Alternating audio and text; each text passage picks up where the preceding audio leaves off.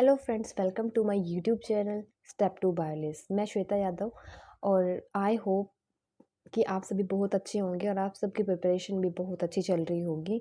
तो आज मैं आपकी डिमांड पे ये वाला चैप्टर लेके आई। वैसे मैंने सोचा था कि पहले मैं सेल पढ़ाऊँगी, उसके बाद मैं सेल डिवीज़न पढ़ाऊँगी, क्योंकि थोड़ी बायोलॉजी एक ऐसा सब्जेक्ट है कि वो एक दूसरे से कोरिलेट करके चैप्टर को पढ़ाया जाता है। तो जो चीज़ बेसिक में हो, जो पहले पढ़ानी जानी चाहिए, जिनके बारे में हमें आगे पढ़ना है, वो हमें पहले पढ़ना चाहिए।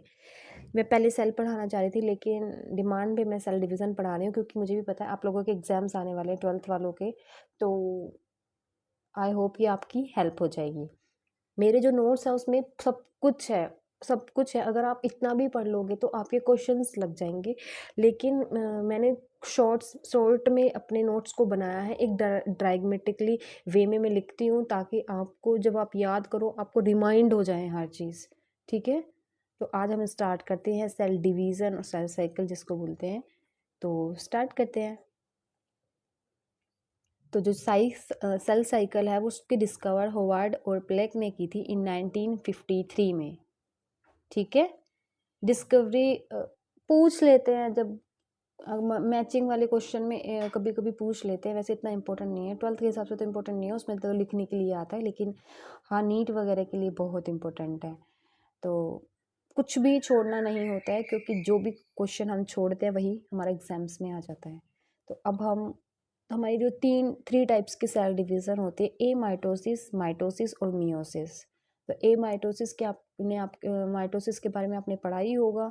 माइटोसिस में क्या होता है, क्रोमोसोम विजिबल नहीं होते हैं और ये सिर्फ सिंपल फॉर्म ऑफ लाइफ में पाए जाते हैं, जैसे कि अमीबा एंड बैक्टीरिया। तो हम ए माइटोसिस के बारे में पढ़ लेते हैं।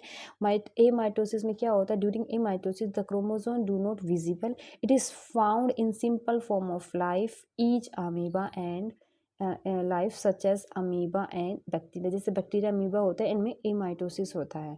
ठीक है, इसमें होता क्या है, जो इनका न्यूक्लियस है वो इलांगेट होकर डंबल शेप बना लेता है, और जो न्यूक्लियस वो कॉन्ट्रिक्ट हो जाता है, कॉन्ट्रिक्शन हो जाता है, और प्लाज्मा जो लिम्मा होती है, प्लाज्मा लिम्मा जो होती है सेल के जो चारों तरफ जो सेल को कवर करके रखती है, वो डीप हो जाती है अंदर and divide and amoeba into two daughter cell.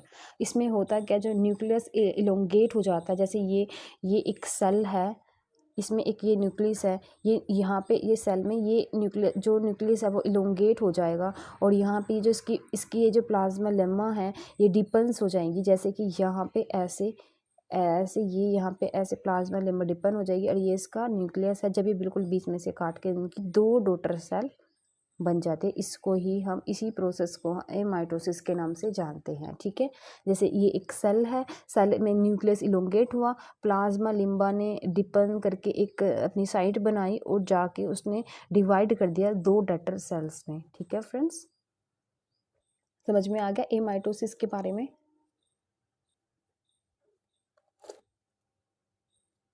ठीक है, तो मैंने सोचा माइटोसिस पढ़ाने से पहले मैं आपको एक साइकिल पढ़ा देती हूँ कि माइटोसिस में क्या फेस होते हैं। जो माइटोसिस होती है, जो सेल डिवीज़न होता है उसमें, और फिर long interference followed by a short mitotic division. Mitotic division होने से पहले एक जो लॉन्ग इंटरफेस वाला प्रोसेस होता है, उसके बाद जो कि कॉमन पाथवे है मियोसिस और माइटोसिस में, उसके बाद हमारा डिवीज़न वाला फेस होता है, मतलब कि एम फेस होता है, माइटोटिक एम फेस।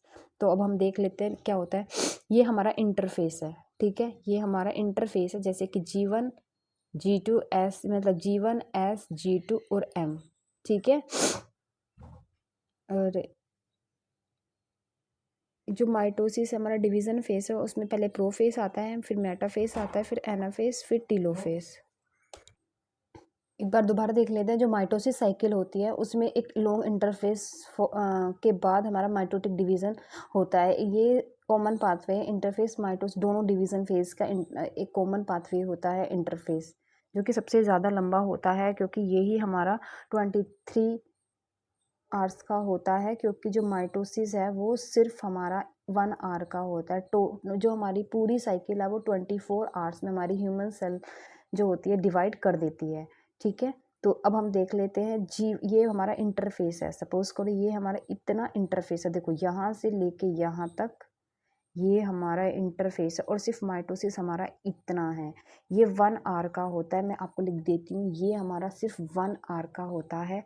जो हमारा जीवन फेस है, जीवन फेस जिसमें सेल की ग्रोथ होती है, वो हमारा 11 आवर्स का होता है। जो हमारा सिंथेसिस है, डीएनए सिंथेसिस जिसमें होता है, वो हमारा 8 आवर्स का होता है। और जो हमारा G2 है, जो हमारा G2 है वो हमारा 4 आवर्स का होता है। तो आप टोटल कर लीजिएगा, 11 + 8 + 4 = 23, और साथ में 1 आवर का हमारा माइटोसिस, जो कि हमारा डिवीज़न फेस है। तो डिवीज़न फेस के भी पार्ट होते हैं, जिनमें स्टेजेस होती हैं, जैसे कि प्रोफेस, मेटाफेस, एनाफेस, टेलोफेस। ये मैं आपको अभी डिटेल में आगे पढ़ा दूंगी। ये टेबल बहुत इंपॉर्टेंट है, आपको पूछ लेते हैं कि इंटरफेस में कौन कौन सा होता है, कौन सा के बाद कौन सा फॉलोड होता है। जैसे कि जीवन के बाद एस फेस आता है, ना कि G2 फेस। जीवन फेस, एस फेस और देन G2 फेस। इनमें सेल की ग्रोथ होती है। एस फेस में डीएनए सिंथेसिस होता है, ये 11 आवर्स का होता है, ये 4 आवर्स का होता है, और ये हमारा 8 आवर्स का होता है। और जो माइटोसिस है, माइटोसिस में कुछ स्टेजेस होते हैं, जैसे कि प्रोफेस, मेटाफेस, एनाफेस एंड टेलोफेस। ये 1 आवर का होता है। ठीक है फ्रेंड्स, ये बहुत इंपॉर्टेंट टेबल है, आप इसको देख लीजिएगा।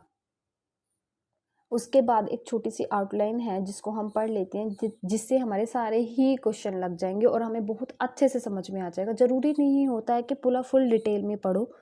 डिटेल में पढ़ने के लिए आपको इस क्लास में सब में एक्सप्लेन करते हैं, लेकिन हमें जो टर्म याद होनी चाहिए या हमें याद हो जानी चाहिए, वो हमें एक डायग्रामेटिकली अगर हम उसको पढ़ेंगे तो हमें अच्छे से याद हो जाती है। तो हम डायग्राम के हिसाब से इसको पढ़ते हैं। मैंने पूरा एक प्रोसेस को एक टेबल के रूप में दिया है, आप उसको अच्छे से देखिएगा, जैसे मैं समझा रही हूँ वैसे देखिएगा, आपको लर्न हो जाएगा सेल साइकिल।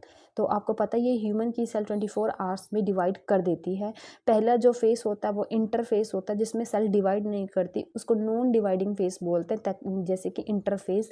और एक डिवीजन फेस होता है, मेटाफेस। ये 1 आवर का होता है, ये 1 आवर का होता है, और ये 23 आवर्स का होता है। ठीक है फ्रेंड्स, ठीक है। अब उसके बाद हम इंटरफेस के कुछ पार्ट होते हैं, मैंने आपको बताया था। इंटरफेस में G1 G2 एस फेस आता है। G1 के साथ बाद में हमारा एस फेस आता है, और देन हमारा G2 फेस आता है। तो पहले हम एस फेस देखेंगे, पहले हम G1 फेस, फिर एस फेस, फिर G2 फेस। तो जो G1 फेस है, आप देख सकते हैं, जो G1 फेस होता है वो हमारा M और S के बीच में होता है। एक बार मैं आपको दिखा देती हूँ। देखिए, जो हमारा G1 है वो हमारा S और M के बीच में है। S जो है वो हमारा G1 और G2 के बीच में है। ठीक है, ये वाला फेस इन दोनों फेस के बीच में है। और जो हमारा G2 है वो S फेस और M फेस के बीच में है। ठीक है, और जो हमारा M फेस हो गया वो हमारा G1 और G2 के बीच में हो गया। तो ये भी बहुत इंपॉर्टेंट क्वेश्चन होता है कि कौन कौन दो फेस के बीच में हमारा ये वाला फेस आता है। ठीक है,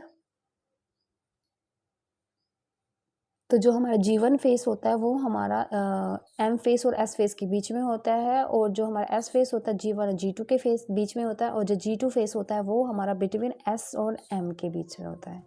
उसके बाद हम G1 को हम पोस्ट माइटोटिक डिवीज़न भी बोल देते हैं, और प्री सिंथेटिक भी बोल देते हैं। पोस्ट माइटोटिक डिवीज़न हम इसलिए बोलते हैं कि उसके डिवीज़न जो होता है, देखिए एक बार मैं आपको डायग्राम से बताती हूँ। जैसे कि आप G1 देखिए, G1 क्या है, ये हम जीवन यहाँ से पढ़ रहे हैं, तो ये माइटोटिक के जस्ट बाद हुआ है ना। बाद को हम पोस्ट कहते हैं और पहले को हम क्या बोलते हैं, प्री बोलते हैं। तो माइटोटिक डिवीजन के जो बाद वाला पार्ट होता है तो पोस्ट माइटोटिक भी बोल सकते हैं हम इसको। और इसके जस्ट बाद क्या होगा, एस मतलब सिंथेसिस होगी, तो हम ऐसे प्री सिंथेसिस मतलब सिंथेसिस से जस्ट पहले, तो प्री सिंथेसिस और पोस्ट माइटोटिक भी बोल सकते हैं। G1 फेज को हम पोस्ट माइटोटिक और प्री सिंथेसिस भी बोल सकते हैं।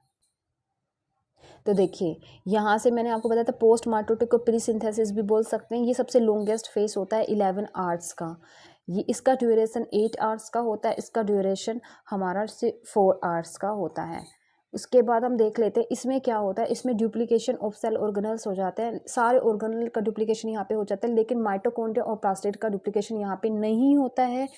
इसका कुछ रीज़न होता है कि माइटोकॉन्ड्रिया और प्लास्टिड में अपना डीएनए भी होता है, आपको पता ही होगा। इसमें इसमें सेल वॉल भी होती है, सेल वॉल में पोरेंस भी होता है, जो हमने एंडो सिम्बायोटिक थ्योरी में हम इसको पढ़ेंगे। तो इसमें अपना डीएनए भी होता है, वो भी रेप्लिकेट करके, तो ऐसे तो उसमें 4 डीएनए हो जाएगा, तो हम इसको रेप्लिकेट नहीं करते, क्योंकि जब वो सिंथेसिस पार्ट में जाएगा तो फिर वो रेप्लिकेट नहीं हो पाएगा अगर हम इसको अभी रेप्लिकेट कर देंगे तो, ठीक है ना।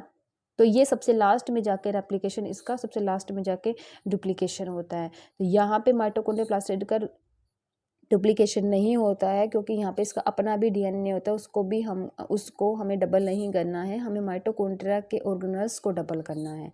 जब वो डबल होंगे तो उसके अंदर का डीएनए को डबल करना है, तो इसको हमें यहाँ पे डबल ना करके उसको हमें यहाँ डबल करना है। उसके बाद all protein require for DNA replication, जितने भी डीएनए रेप्लिकेशन में हमें प्रोटीन की ज़रूरत पड़ेगी वो सारे हमारे G1 फेस में रेप्लिकेट कर लेते हैं। उसके बाद हम एस फेस देख लेते हैं। एस फेस हमारा G1 और G2 के बीच में होता है, इसका ड्यूरेशन 8 आवर्स का होता है। और इसमें क्या होता है, इसमें रेप्लिकेशन होता है सेंट्रोइल्स का और सेंट्रोजोम का इन केस ऑफ एनिमल। देखो सेंट्रोल और जो सेंट्रोजोम जिनकी हम बात कर रहे हैं, ये हम सिर्फ एनिमल सेल में होता है, सेंट्रोल सिर्फ एनिमल सेल में होता है। अगर सेंट्रोल्स है होते, अगर एनिमल सेल के बारे में बात हो रही है तो सेंट्रोल्स हमारे यहाँ पे रेप्लिकेट कर लेते हैं और यहाँ पे डीएनए की डुप्लीकेशन होते हैं, यहाँ पे डीएनए सिंथेसिस होता है, ठीक है।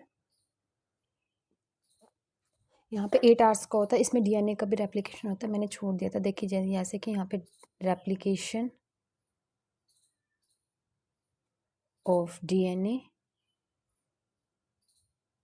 एंड हिस्टोन प्रोटीन, मेन तो यही है, डीएनए का और हिस्टोन प्रोटीन का यहाँ पे रेप्लिकेशन होता है, ये इम्पोर्टेंट है। उसके बाद सेंट्रोल्स का भी रेप्लिकेशन यहीं पे हो जाता है अगर एनिमल सेल है तो, ठीक है, क्योंकि प्लांट्स में सेंट्रोल्स नहीं होते। उसके बाद आता है G2 face. G2 face S और M के बीच में होता है, इसका ड्यूरेशन 4 आवर्स का होता है और इसमें large number of RNA protein synthesis होती है और फॉर्मेशन ऑफ प्रोटीन, और साथ में जो हमारे सेल ऑर्गेनल्स हमारे G1 फेस में नहीं डुप्लीकेट हुए थे, जैसे कि माइटोकॉन्ड्रिया प्लास्टिड, वो यहाँ पे माइटोकॉन्ड्रिया और प्लास्टिड का डुप्लीकेशन हो जाता है, ठीक है। यहाँ पे ट्यूबुलिन फॉर्मेशन, प्रोटीन का भी फॉर्मेशन होता है जो हमारे एस्टर बनाने में हेल्प करते हैं, ठीक है। उसके बाद आता है डिवीज़न फेज, जिसको एम फेज के नाम से भी जानते हैं, जो 1 आवर का होता है। इसके 2 पार्ट होते हैं, कैरियोकाइनेसिस और साइटोकाइनेसिस। कैरियोकाइनेसिस का मतलब होता है डिवीज़न ऑफ न्यूक्लियस, जो डिवीज़न ऑफ न्यूक्लियस होता है जैसे कि प्रोफेस, मेटाफेस, एनाफेस, टीलोफेस।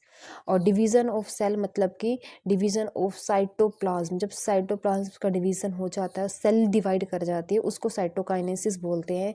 जैसे कि एनिमल में सेल फेरो मेथड की हेल्प से होता है, सेंट्रीपिटल मेथड मतलब कि जो दोनों साइड डिपन होने लगेगी सेल, वो सेल और हमारा बीच में से फिर कट हो जाएगा, यहाँ से डिपन होने लगती है, एक सेल फेरो मेथड बना लेती है और वो सेंट्रीपिटल होती है, क्योंकि सेंटर की साइड हो जाती, सेंटर के साइड है।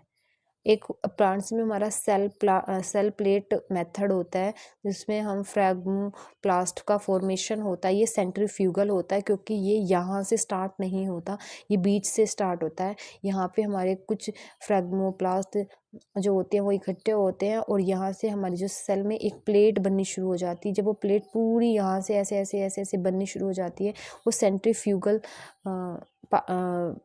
प्रोसेस में होती है, और हमारी सेल जब वो पूरी प्लेट बन जाती है तो 2 सेल हमारी डिवाइड हो जाती है और एक सेल से हमारी 2 सेल बन जाती है, ठीक है। ये साइटोकाइनेसिस है, इतना ही है इसमें और कुछ ज़्यादा पढ़ने की ज़रूरत नहीं, इसमें सिर्फ इतने ही क्वेश्चन आते हैं। उसके बाद आता है माइटोसिस। अब हम माइटोसिस के बारे में देख लेते हैं। प्लांट में माइटोसिस और एनिमल माइटोसिस, प्लांट माइटोसिस के बारे में डिफरेंस होता है। जैसे कि जो माइटोसिस एनिमल में होता है वो एस्टल माइटोसिस होता है, क्योंकि एस्टर का फॉर्मेशन होता है। जब 2 सेल बनती है, सेंट्रोइल बनता है, सेंट्रोइल से एस्टर फॉर्मेशन, मतलब तो प्लांट में सेंट्रोइल होता ही नहीं है, उसमें एस्टर की फॉर्मेशन होती ही नहीं, ये एम्फी एस्टर बोलते हैं इसको, ठीक है। एम्फी मतलब 2 एस्टर बनते हैं, एक दोनों पोलर साइड पे, ठीक है। ये सेंट्रिक माइटोसिस होती है, स्पिंडल एपरेटस बनता है इसमें, ठीक है। ये एसेंट्रिक होती है और इसमें स्पिंडल एपरेटस नहीं बनता, सिर्फ इसमें स्पिंडल फाइबर बनते हैं। सिर्फ यहाँ से स्पिंडल फाइबर का जो मेटाप्लेट पे जो क्रोमोसोम्स होते हैं वहाँ से बस स्पिंडल फाइबर का राइज होता है। वहाँ पे हमारा स्पिंडल एपरेटस नहीं बनता, क्योंकि स्पिंडल एपरेटस का फॉर्मेशन होता है जब एस्टर हमारा स्पिंडल फाइबर से अटैच होता है। उस पार्ट को हम स्पिंडल एपरेटस के नाम से जानते हैं। देखिए फ्रेंड्स, जैसे ये एक सेल है, सेल में यहाँ पे हमारे क्या होते हैं, सेंट्रोइल्स होते हैं। ये सेंट्रोइल्स मान लो। यहाँ पे कुछ एस्टर रेज भी अराइज हो जाती है। एनिमल सेल की बात करें, सपोज करो ये हमारी एस्टर रेज है। एक मिनट, सपोज करो ये हमारी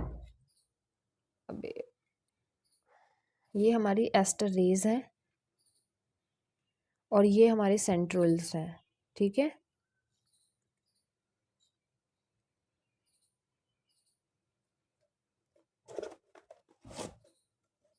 ये एक सेल है।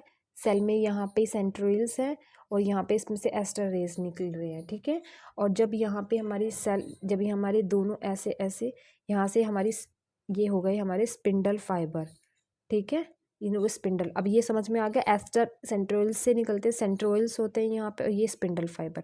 प्लांट में क्या होती है, प्लांट सेल में हमारे सेंट्रोइल्स नहीं होते हैं, सिर्फ स्पिंडल फाइबर हमारे होते हैं। और एस्टर रेस ऐसे निकल के यहाँ से स्पिंडल फाइबर हमारे निकलते, सेंट्रोइल्स नहीं होते। तो यहाँ पे ओनली स्पिंडल फाइबर। एक चीज़ आप यहाँ पे नोट करके लिख सकते हैं कि जो सेंट्रोइल्स होते हैं,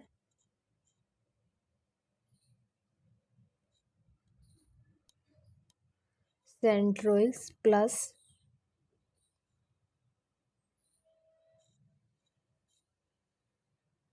एस्टर रेज, सेंट्रोइल्स और एस्टर रेज मिलके बनाते हैं, क्या बनाते हैं, एस्टर।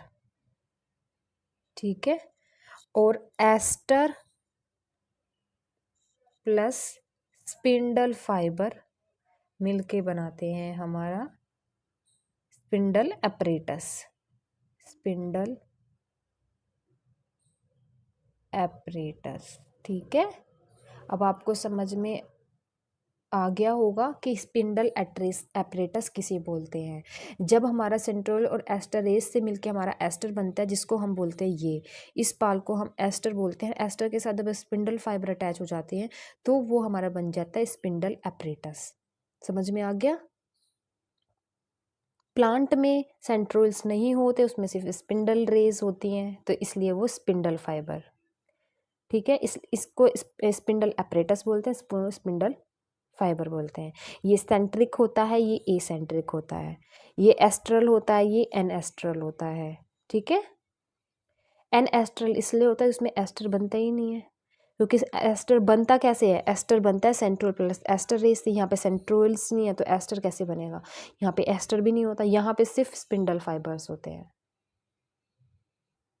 तो फ्रेंड्स आज के लिए इतना ही, क्योंकि वीडियो फिर बहुत ज़्यादा लेंदी हो जाती है। तो अगर आपको मेरा पढ़ाया हुआ अच्छा लगता है और वीडियो को लाइक एंड सब्सक्राइब कीजिए। और आपके प्यार से, आपके सपोर्ट से मुझे कॉन्फिडेंस मिलता है पढ़ाने का। So thank you.